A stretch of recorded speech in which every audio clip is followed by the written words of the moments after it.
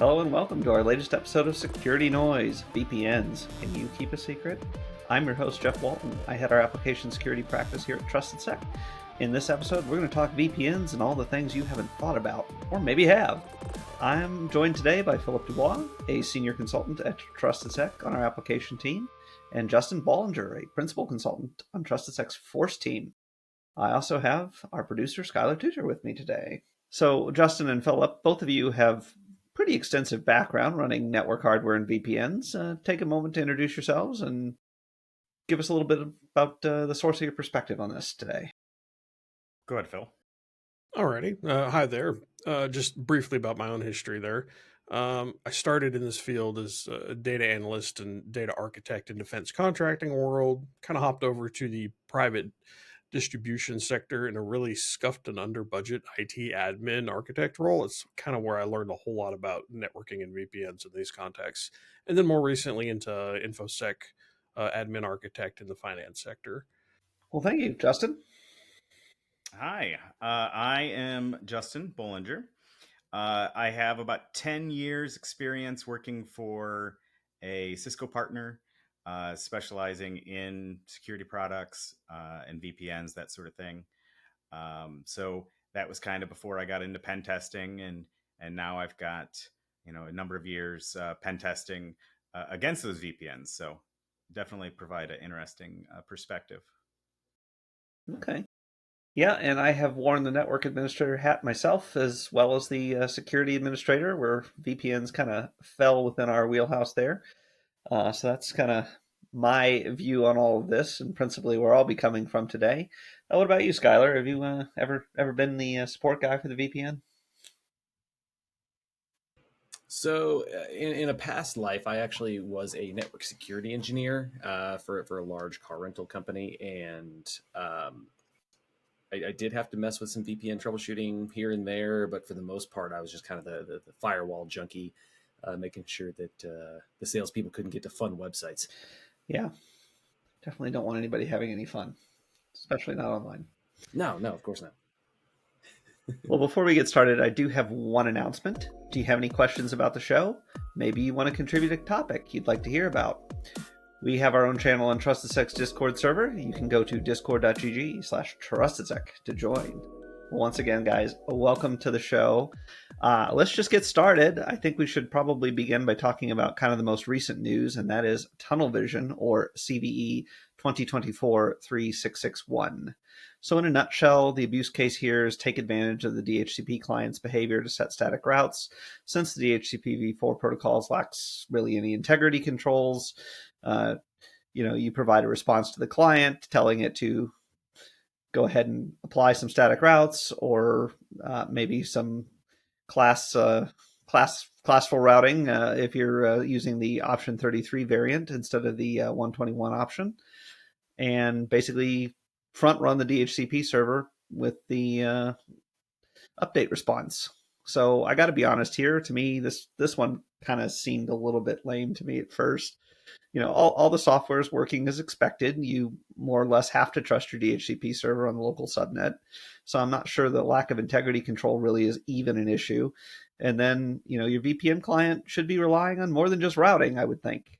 Something like packet filtering, explicitly setting the next hop, or network namespaces, VRFs, whatever your platform provides there.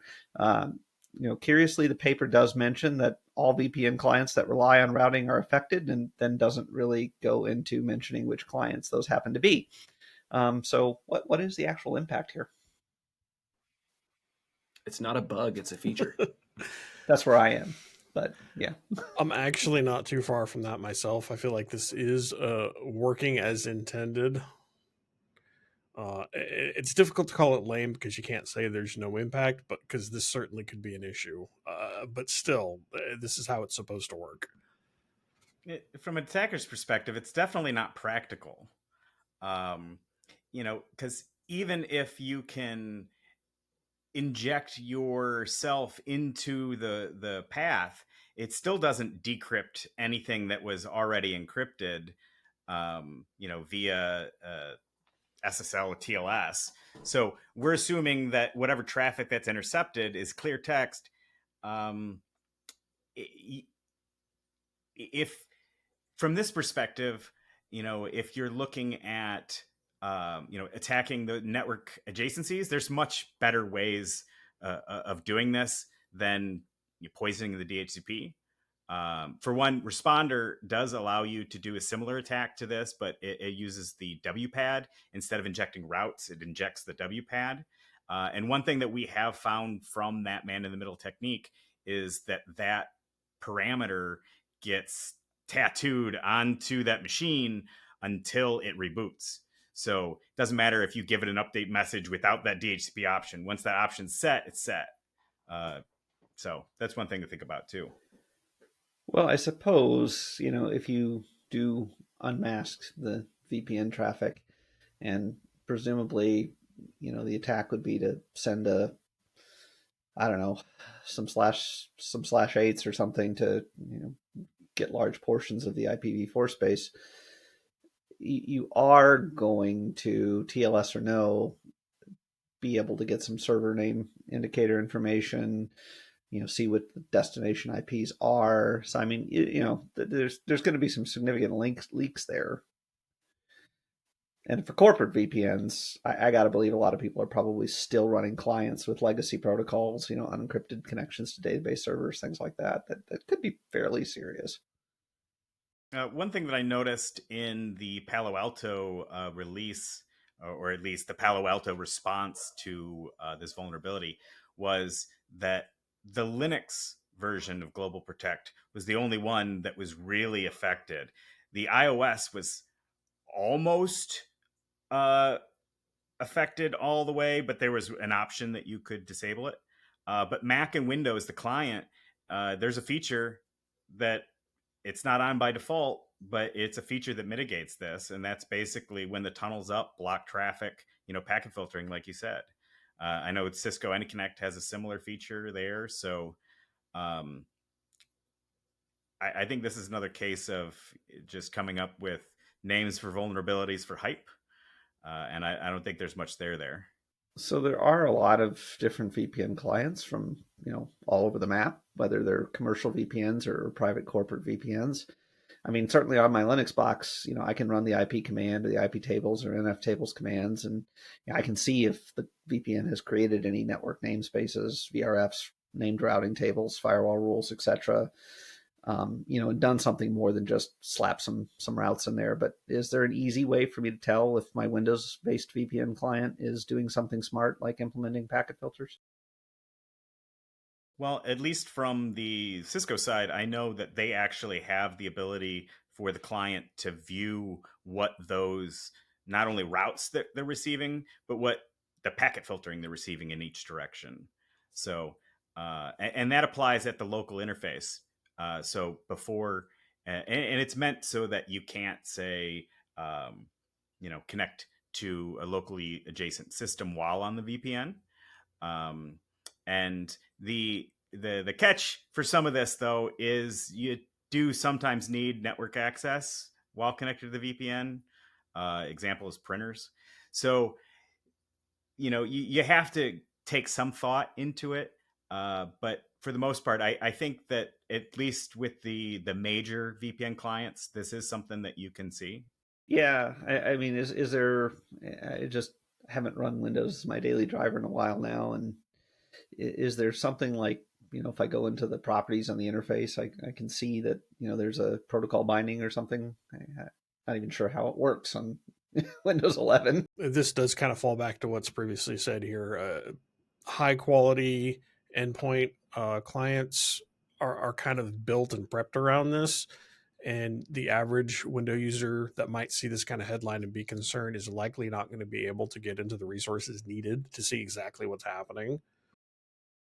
The risk here that I see kind of delineates on old school lines of clean perimeters, where we've got, are we corporate network and trusted, or are we at a hotspot somewhere trying to VPN in? Now, this kind of even gets outside of the whole idea of, cloud and, we're going to go ahead and skip VPN entirely and interact with enterprise resources directly.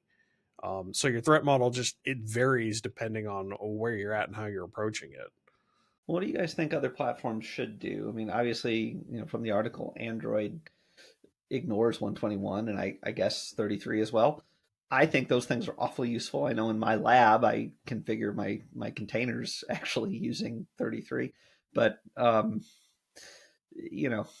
I would hate to see those things just go away, and I wouldn't really want to see other platforms adopt that policy. I guess it works for Android devices, which are almost always going to be edge, but how should we solve this? Because there is kind of an unexpected interaction here between these two pieces of technology that are often present together.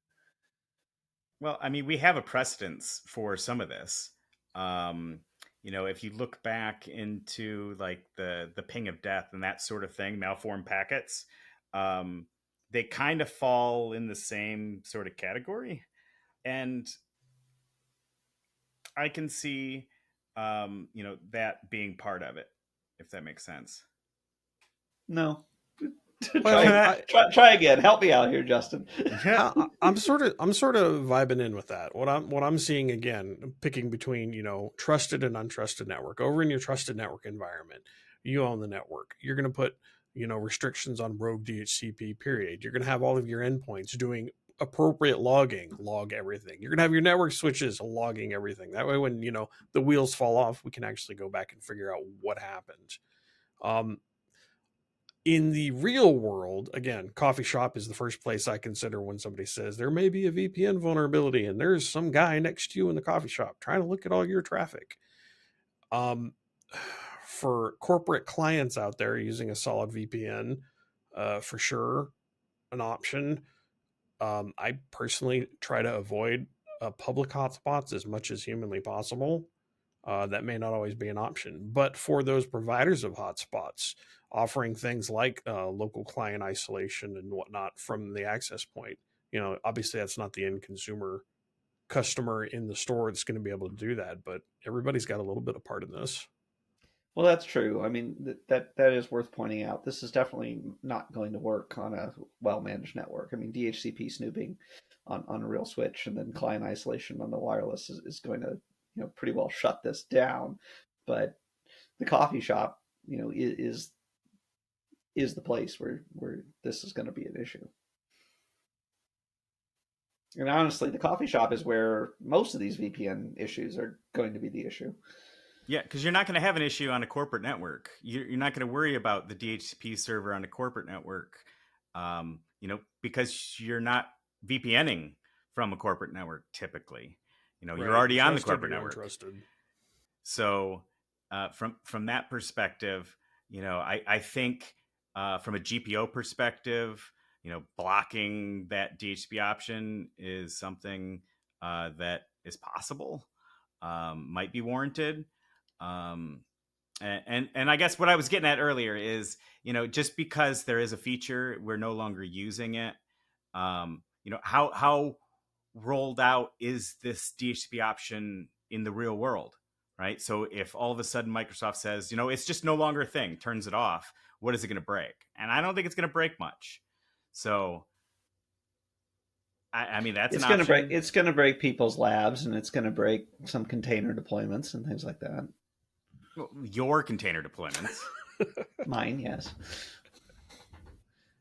But I'm sure it would affect some production systems as well, because, I mean, it's just... And that's why I was thinking the GPO approach is a much better way of doing it. Yeah. Because I can't imagine it's going to break many client devices. What edge network do you connect to with your laptop or your mobile phone that has more than just a default gateway and route everything at it?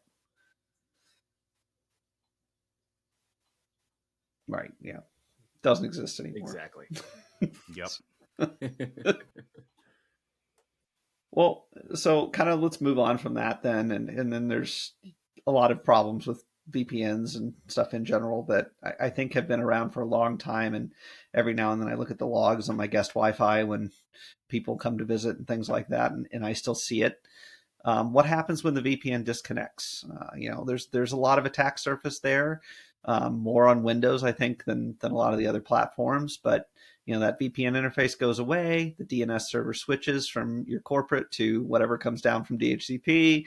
Your client starts spraying internal name lookups, giving all sorts of information about internal host names and domains. Windows machines might start resolving things via NetBIOS or LLMNR. And, suddenly if you've got Responder running or something, you might even be able to trigger an authentication event. What can we do about this? I kind of push this onto threat model, how risk averse somebody may be. I hate to jump directly into solution, but something I personally like is those little hardware VPN devices. I know that I think Firewalla has one. I know there's a PF Sense model. These are, very small, intended only for single client connection. I like the idea. They don't talk with anything other than what's configured on the other end. And if you wanted to get extreme with it, you could configure the end client device to only talk to your little portable firewall device. That's going to kind of guarantee control over what's happening regardless of what the OS, your end user's device is going to be. Now, I don't know how practical that's going to be for, the average Joe on the street. Yeah, I don't see It's anybody kind of threat taking the model firewall specific. out of the coffee shop. Right. Is threat specific. Yeah, but most VPNs have a built-in filtering system. So you can always have an always-on option, at least with Cisco, that it will detect whether or not it's connected to the corporate network. And if it's not connected to the corporate network, it can only send VPN traffic. And if it tries to send anything else, it gets blocked. All right, I had some checkpoint just like that. Pre-boot VPN configuration or no network at all. And if any tinkering came along, it just BitLockered and you're done. Yeah, I'm 99% sure Global Protect can do that as well in the Palo Alto world. I almost think that this one is probably more of a risk for, all the little commercial VPNs and stuff like that people use. But it is interesting. It is probably something you need to consider as you're if you are responsible for the corporate VPN, that you probably are leaking a lot of information if you don't turn some of those always on features on.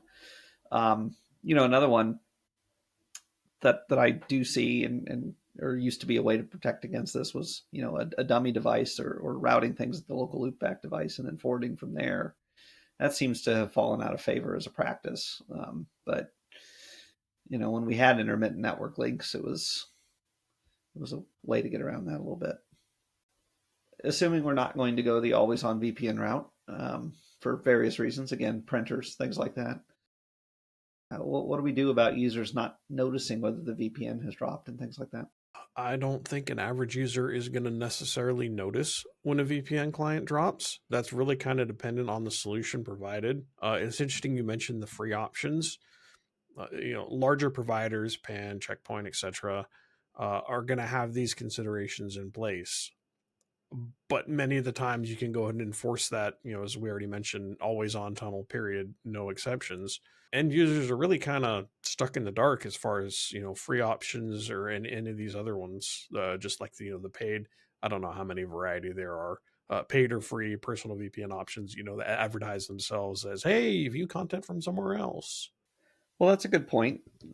I think commercial VPNs, so to speak, or public VPNs, which I've always kind of marveled at, is sort of an interesting one. And maybe that is where actually tunnel vision kind of comes into play as being somewhat significant. It's always seemed to me the only really valid use case for these is maybe, like you mentioned, enabling some sort of geolocation restriction workaround, which of course in itself is sort of a gray market. Maybe for us testers to evade IP shuns and people specifically watching for the pen test company's IP address to show up. But unless you're jumping through a bunch of hoops to use privacy-centric browsers, separate sessions to shed all the trackers, and being very careful about, not having any unique characteristics that the advertisers can lock onto, user agent strings, particular sets of software running, ports open, things like that. I mean, are you gaining anything from using these products? Not really, and quite frankly, I feel like these fall into that category of if something, a service, a product is being offered to you for free, that's not the actual product. I have this theory that you are the product. This is being monetized somehow, some way, some shape. I mean, even if you are paying for something like NordVPN, is that something that, Joe on the street should bother with, and why? Past the use case that we mentioned, content, restrictions, Joe on the street, no, not really. The only thing I could possibly argue, and this would be a little bit more of what I personally operate, is if you were concerned about things like DNS leakage to your ISP that might be getting monetized, or that's something that you really have strong feelings about, sure, but it's just as easy to, change your personal DNS and go on with life. But many people may not be able to do that. A lot of these client VPN, especially the free ones, offer one click, install this app, allow permissions, and you're done. Practically, not much use other than a little bit of, people feel better. Well, I think we have to remember that we're not in the same world that we were 10, 15 years ago, where not everything was, your web traffic wasn't, the majority of it wasn't encrypted. And then you also had, say, mail through SMTP or IMAP or POP that, those credentials might come through in the clear. So I think we've moved away from a lot of those insecure standards. And we've really gone towards a heavy web presence. And most of the time, those websites are encrypted. So, things like your VPN, your commercial VPN is really then only to circumvent those restrictions and not necessarily to provide you privacy from someone adjacent to you that's, spying on you. Right. 15 years ago, that definitely was a more valid use case than it is today. Totally agree with that. And that's a good point. I mean, now SMTP over TLS, IMAP-S, I mean, even besides the web, most of these other protocols are pretty well been replaced with a encrypted version. I mean, nobody telnets to anything anymore. It's all SSH. So I guess the wall of sheep at DEF CON wouldn't be a thing still if it were fixed. And it's still a thing. So that's kind of fair. So you're advocating commercial VPNs then still? it all comes down to the use case and the reason why you're using a VPN. If it is to evade your adjacent, people on your network, then it's probably not as necessary. But if it's to evade marketing from your ISP who's tracking you and selling your data, then maybe. But like you said, there's so many other characteristics that they cue in on that it's really hard to evade them altogether. Yeah, I mean, I don't think the big tech marketing guys, unless you're doing a lot more than just a VPN, which, by the way, reduces you to a much smaller population of internet users that are coming from, data center IP spaces and things like that, and may make you easier to track. I don't know what you're gaining there, because I think, you're giving yourself away in so many other ways. I would question why I want to keep secrets from my ISP and hand all that information to my VPN provider, who I probably know less about. But I guess if you have experience with your ISP being a bad actor, it might make sense. Yeah, no, actually, I'm thinking about it. I have had one practical use for a public VPN, and it wasn't for getting around content restrictions. It was specifically, there was a upstream ISP provider issue with some peering, and it was causing me no ends of grief. And this was for personal use. So I went around that entirely, and it took like a month for that peering agreement to get fixed. Oh, that was it. That's an interesting one. That was it. It was very bizarre. And that's not one that the majority of the people would even identify, let alone... No, that took me a long time to figure out what was going on. And when I finally pinned it down, I was like, wait a minute. It was AT&T and this other smaller regional ISP that had some sort of minor peering agreement. And there were some servers over there I was trying to use, and it was just not good. And I looped around, and instead of going through Dallas, came out of Canada, and everything was peachy keen. And they got that sorted. So okay, I just realized it. One legitimate use. Canada, I would have just dropped that traffic. Apologies to any Canadians out there. Oh, even better though. You mentioned dropping the traffic. Besides that, all of my own personal interactions with any sort of free public VPN has always been part of incident response. And quite frankly, I block all of those directly on any sort of corporate system that I had to administrate. All VPN providers, they went straight to nowhere. They were not coming in. I don't care if they had valid credentials. In fact, I would get alerts if that kind of stuff got hit. You know, they trying to hit legitimate resources with creds on services, but they're coming out of a private VPN service. Yeah, we have a problem. All right, network engineers and former network engineers. Staying on this whole subject of VPNs and kind of going back to corporate VPNs, there's two things we haven't discussed: site to sites, and of course the server side of the edge VPN or the VPN concentrator.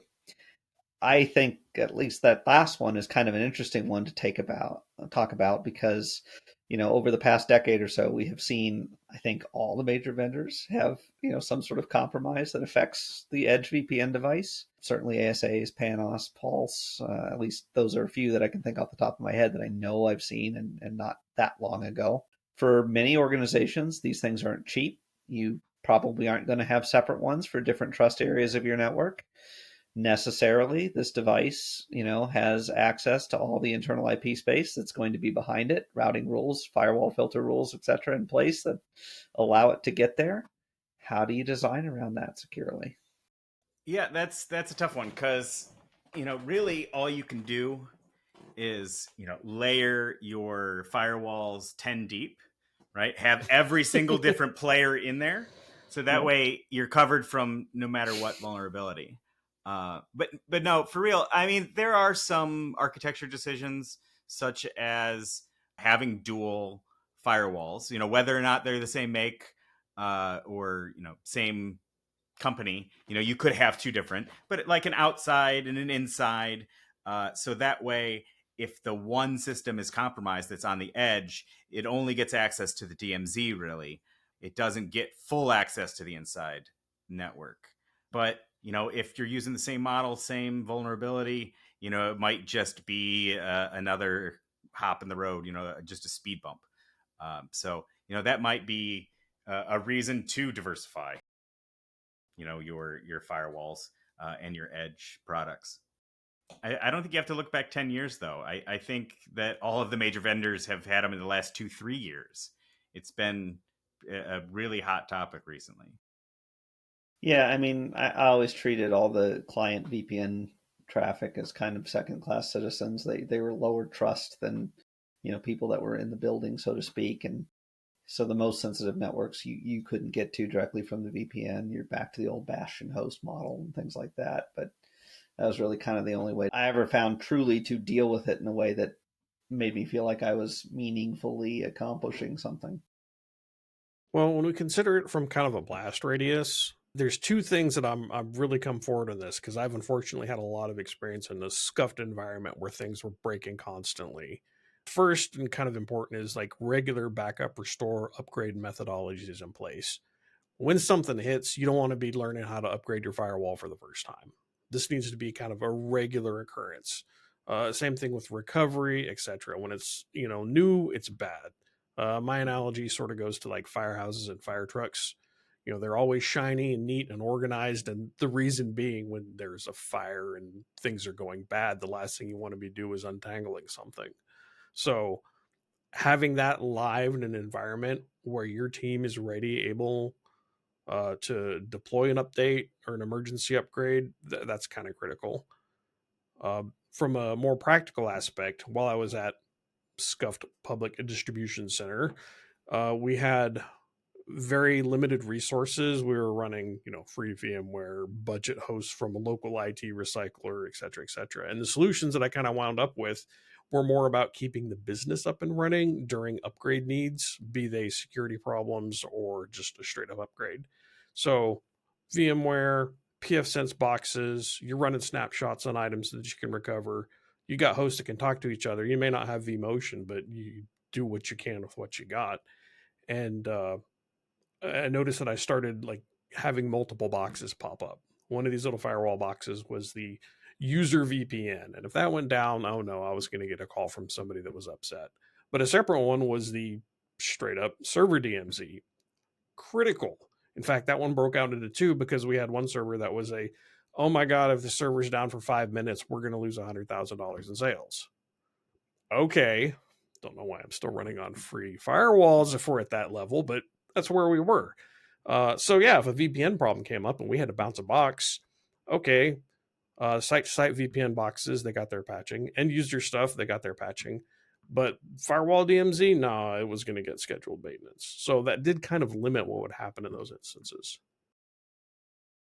I still miss those little Pix 501s. You could just sort of scatter those things everywhere. Now you're showing your age, Geoff. Mm-hmm. All right. But yeah, so obviously regular block and tackle kind of IT rules apply to all of these things. And I think Justin's idea of, the VPN concentrator kind of belongs out in the DMZ with a separate firewall behind it, even if it is the same make. That all makes sense. Hopefully, if we're going to take traffic in from VPN users, we know who the user is, so we can use a user ID aware firewall for that second layer. I think there's a lot of value in that. That way, maybe if our attacker actually gets a footprint on or foothold on the box, can they pick up an IP that's already being used and already associated with some user? Yeah, but mostly are going to be lower privilege and hopefully not the network admin's ID that is allowed to access the server VLAN. I don't know.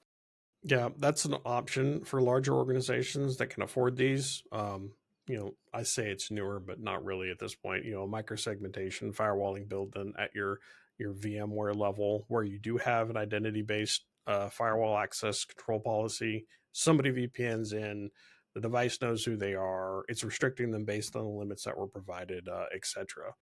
Where I feel bad about those is a lot of times enterprise customers really don't have the in-house expertise on hand because this isn't something that gets configured all the time. So you're reliant on a good quality vendor that can supply support. And then conversely, your small shop or even your regular end user, just they don't have a chance against this kind of thing. Okay. Justin, specifically, site-to-site VPNs. How do you feel about them, and what gets missed? I think they serve a purpose. I think that there are modern protocols that do authentication correctly, whether it's asymmetric keying for IKV2, that sort of thing. I think that they're necessary for places that don't have private circuits. I think that the internet has kind of become fast enough to do things that are even latency sensitive, such as voice over IP. So a lot of those, dedicated T1 lines or, dark fiber, whatever it might be that you have for, say, a small remote office that just needs a couple phones, right? You're not going to bring them in a whole PBX to their office, just fire up a VPN and pass, the voice traffic across. I think that is going to be, kind of the way that we see things for a while. I don't see it really changing much other than like overlays, right? So tunneling tunnels with more tunnels over top for specifically stuff like multicast, right? I can see that becoming slightly more important, but typically your land-to-land VPNs don't support that sort of thing or dynamic routing. So there's a bunch of different technologies out there, a bunch of different land-to-land VPNs. They're not all the same. Are there design choices to think about, though? I'm imagining our corporate office. We've got turnstiles and stuff. You can't get in there without a badge, that kind of thing. And so we maybe place a little bit more trust on folks that are connected to that client network. Now I extend that site-to-site VPN out to our, sales office in Eastern, wherever, Indiana, and can somebody break into that building in the afternoon and nobody knows about it for 2 days because the salesman's out playing golf and glad handing clients and not in the office anyway? Well, I don't think that's unique to VPNs. That's No, I mean, unique it's to not. remote offices. So, Yeah, really, but it VPNs comes make it easier down. to do. VPNs make it easier to do because there's not a physical circuit. That's the only difference there. From a connectivity perspective, should we be filtering the traffic from those small branches that maybe have less than perfect physical security? Absolutely. But that really comes down to, it being a remote office and having other risk factors there than necessarily using the VPN. Because even a leased circuit, you could and should still apply those same uh, block and tackle type Agree strategies. totally on that. While in finance, we had site to site tunnels, but they were run over. These are for various branches. They were run over private circuits, and people were like, "That just seems excessive." It's a private circuit, et cetera, et cetera. It's like, there's a lot of liability here. If there is a rogue operator at the provider operating these circuits and they want to get in on that traffic, there are legacy banking systems that may not have the best encryption protocols. So, nope, it's all getting wrapped in an encryption tunnel.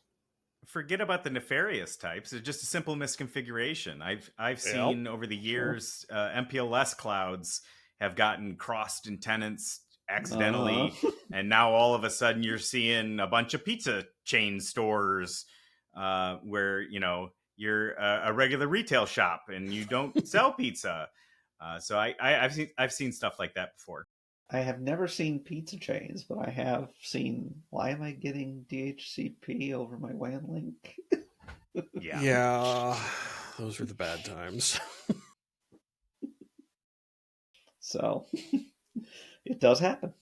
Any other thoughts? I mean, I know for a fact, I always used to deal with connecting to partners and stuff like that, and I would frequently run into, oh, we only have a really old device that can do triple DES and stuff like that. How do you just do you stand there and say no matter what the business is demanding, or how do you deal with that one? Well, I think some of it comes back to your architecture in general, right? Why are we doing B2B VPNs when we can provide maybe that same resource in the cloud, right? And then there's no VPN needed. So Sure. I think being more cloud centric is going to push a lot of those to be just the weird stuff like the phones and, maybe printers or other on-site equipment that needs to be remotely connected to. Printers. It's always printers. Everyone is smiling because you guys know it's always printers. I don't care whether No, it's VPNs or Citrix or people at home on client VPNs. It's always printers. That might be the big IT security takeaway is we need to ban the printer.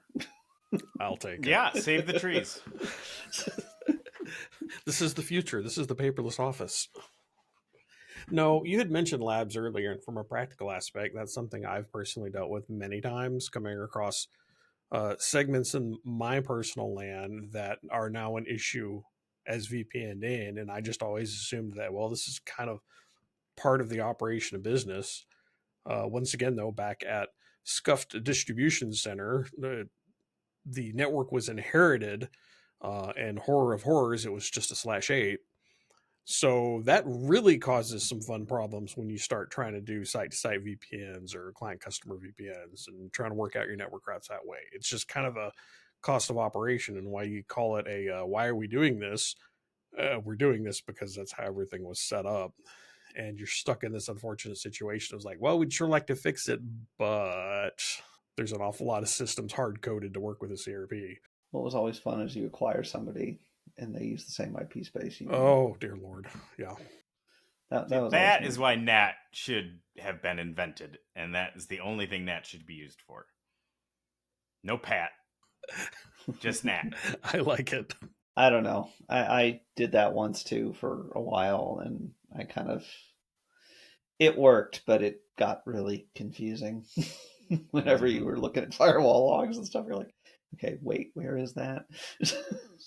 Does IPv6 figure into any of this? I mean, obviously, IPv6 requires IPsec support.